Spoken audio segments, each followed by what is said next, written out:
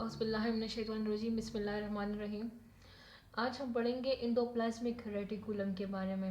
Endoplasmic reticulum हमारे पास एक main organelle है जो सेल में प्रेजेंट होती है और बहुत अपना अहम किरदार अदा करती है। सही है, आज हम पढ़ेंगे कि एंडोप्लाज्मिक रेटिकुलम क्या है। अच्छा, एंडोप्लाज्मिक रेटिकुलम, इसकी थोड़ी सी हिस्ट्री है।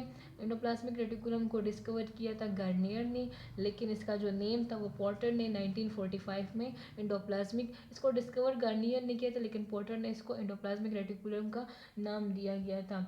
सही है। एंडोप्लाज्मिक रेटिकुलम हमारे पास क्या है? एंडोप्लाज्मिक रेटिकुलम हमारे पास सेल में एक नेटवर्क है ट्यूब्यूल्स का, चैनल्स का, जो साइटोप्लाज्म में प्रेजेंट होते हैं। सही है, ये in the form of tubules channels में प्रेजेंट होते हैं और ये हमारे पास साइटोप्लाज्म में होते हैं, साइटोप्लाज्म में होते हैं और न्यूक्लियस के साथ अटैच होते हैं। सही है, फिर भी पढ़ते हैं कि कौन सा टाइप न्यूक्लियस के साथ अटैच है और कौन सा साइटोप्लाज्म के साथ अटैच है, लेकिन ये हमारे पास न्यूक्लियस के साथ अटैच होते हैं। ये in the form of tubules, यानी ऐसे फॉर्म में होते हैं। सही है।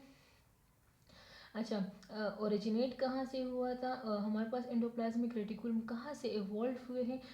ये आउटर न्यूक्लियर मेम्ब्रेन से, अभी मैंने बताया कि जो एंडोप्लाज्मिक रेटिकुलम है ये न्यूक्लियस के साथ अटैच है। सही है, ऐसे ये न्यूक्लियस के साथ ऐसे अटैच है। लेकिन तो बात आती है कि ये इवॉल्व कहाँ से हुए, ये कहाँ से ओरिजिनेट हुए? तो ये इस न्यूक्लियस के न्यूक्लियर मेम्ब्रेन से ओरिजिनेट हुए हैं। सही है। अच्छा, इनकी ये फोल्डिंग जो है हम इसको सिस्टर्ना का नाम देते हैं। सही है। तो यहाँ पे एक पॉइंट है कि एंडोप्लाज्मिक रेटिकुलम जो है हमारे पास, ये आरबीसीज और जाइलम टिश्यूज जो है उनमें एंडोप्लाज्मिक रेटिकुलम एब्सेंट होता है।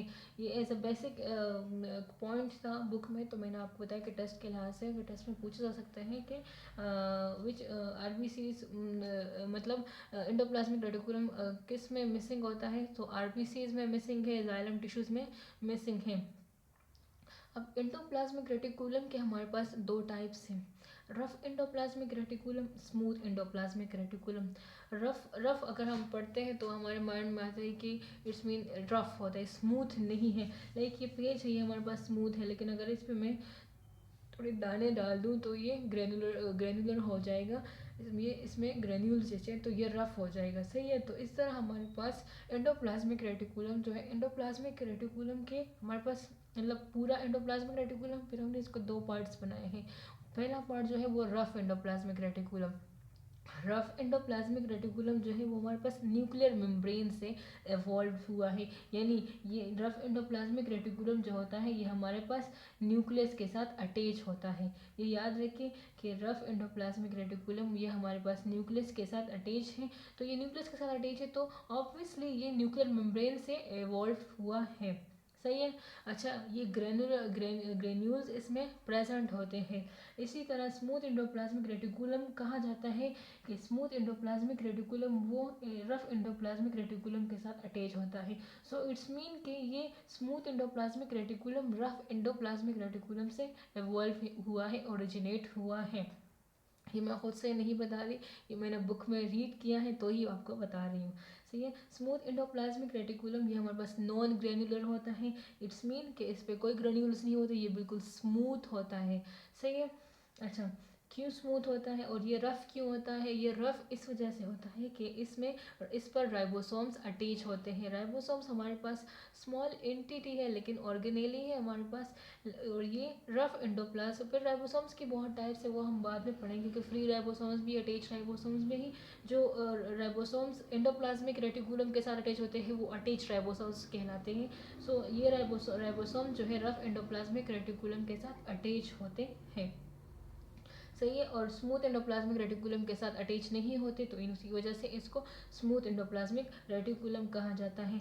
अच्छा, रफ एंडोप्लाज्मिक रेटिकुलम जो होता है ये न्यूक्लियर मेम्ब्रेन के साथ क्लोज होता है, यानी उसके साथ अटैच होता है। अटैचमेंट आर टेम्परेरी, यहाँ पे जो ये अटैचमेंट की बात है कि अटैचमेंट आर टेम्परेरी, ये परमानेंट है, मुझसे गलती हो गई है, ये परमानेंट है। सही है, ये परमानेंट है, सॉरी इट्स माई मिस्टेक, ये परमानेंट है। इस अटैचमेंट का यहाँ पे क्या मतलब है कि राइबोसोम्स की अटैचमेंट की बात हो रही है कि राइबोसोम्स परमानेंट भी अटैच हो सकते हैं और टेम्परेरी भी अटैच हो सकते हैं। अच्छा, ribosomes attach to rough endoplasmic reticulum तो किस चीज़ के साथ, कोई इल्पी चिपकाई थी हमने या फिर किस चीज़ के साथ अटैच थे, तो ये हमारे पास राइबोफोरिन 1 एंड राइबोफोरिन 2, ये हमारे पास दो ग्लाइकोप्रोटीन्स हैं, ये दो ग्लाइकोप्रोटीन्स हैं, इन्हीं की वजह से राइबोसोम्स जो है वो रफ एंडोप्लाज्मिक रेटिकुलम के साथ अटैच होते हैं। इनकी मदद से, ये दो ग्लाइकोप्रोटीन की मदद से ये राइबोसोम्स और राइबोसोम जो है वो रफ एंडोप्लाज्मिक रेटिकुलम के साथ आरईआर के साथ अटैच होते हैं। राइबोफोरिन का जो नेचर है वो ग्लाइकोप्रोटीन है, मैंने बता दिया कि ये ग्लाइकोप्रोटीन्स होते हैं।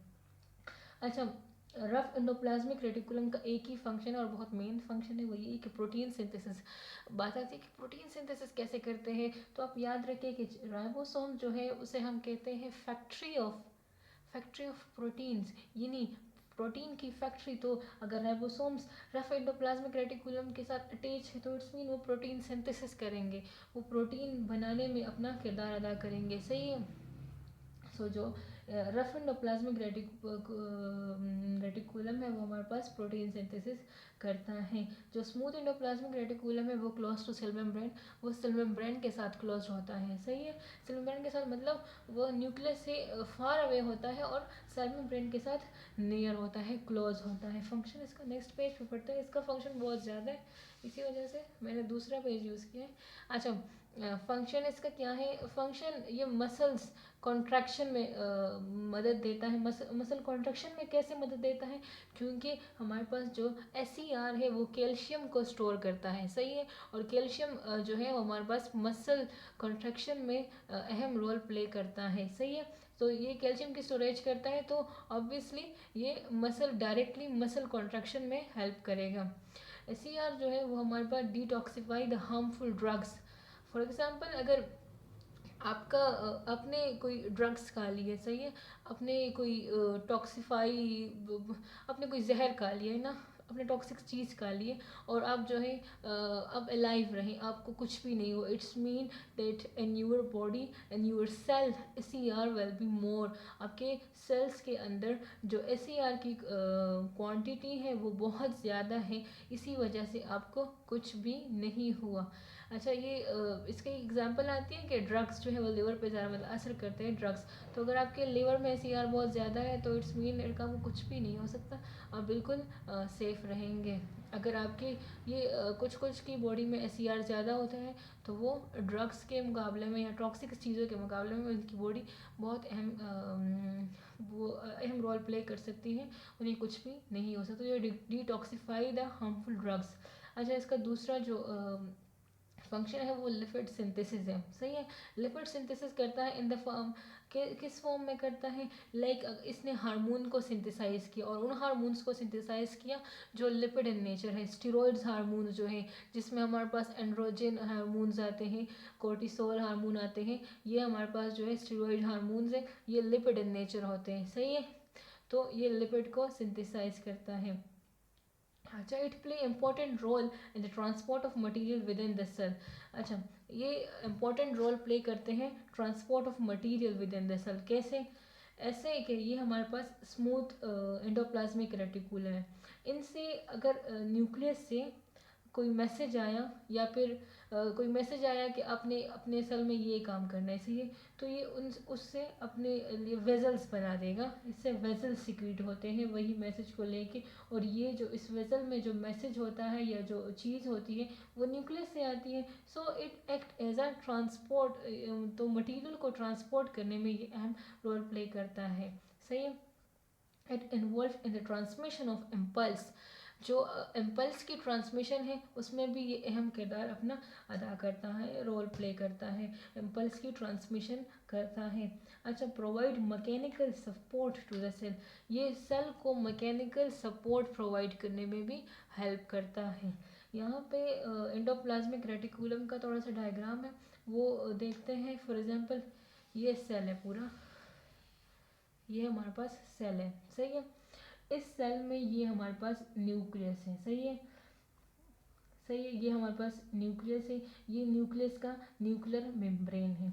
उसके साथ हमारे पास रफ एंडोप्लाज्मिक रेटिकुलम, पूरा ये एंडोप्लाज्मिक रेटिकुलम है। फिर हमने इनको दो हिस्सों में डिवाइड किया थ्रू राइबोसोम अटैचमेंट, क्योंकि एक में राइबोसोम्स है एक में राइबोसोम्स नहीं है। तो इस पे जो पहला जो आपको ये फ्लैटेंड सेक्स नज़र आ रहे हैं, जो चैनल्स नज़र आ रहे हैं, ये जो ट्यूब्यूल्स आपको नज़र आ रहे हैं, ये एक सेक को हम कहते हैं सिस्टर्नियम, सही है। और इनके ऊपर जो आपको अटैच ये ब्लू ब्लू डॉट्स नज़र आ रहे हैं, ये हमारे पास इनके ऊपर राइबोसोम्स अटैच है। तो इन्हीं राइबोसोम्स ने इनको ग्रेनुअल इन नेचर बनाया, इस पे इसको रफ इन नेचर बनाया है, सही है। और दूसरा अगर हम देखें इन सेक्स को, इन ट्यूब्यूल्स को, तो ये हमारे पास इन पे कोई राइबोसोम्स अटैच नहीं है, ये फ्री, इन पे ये विदाउट राइबोसोम्स है। तो ये हमारे पास स्मूथ स्मूथ है, सही है। और देखें ये हमारे पास रफ एंडोप्लाज्मिक रेटिकुलम ये न्यूक्लियर मेम्ब्रेन के साथ अटैच है, तो इट्स मीन ये क्लोज टू न्यूक्लियस, और ये हमारे पास जो है क्लोज टू सेल मेम्ब्रेन। ये जो रफ स्मूथ एंडोप्लाज्मिक रेटिकुलम ये क्लोज टू सेल मेम्ब्रेन, और ये हमारे पास close to nuclear membrane. Thank you so much, all the best.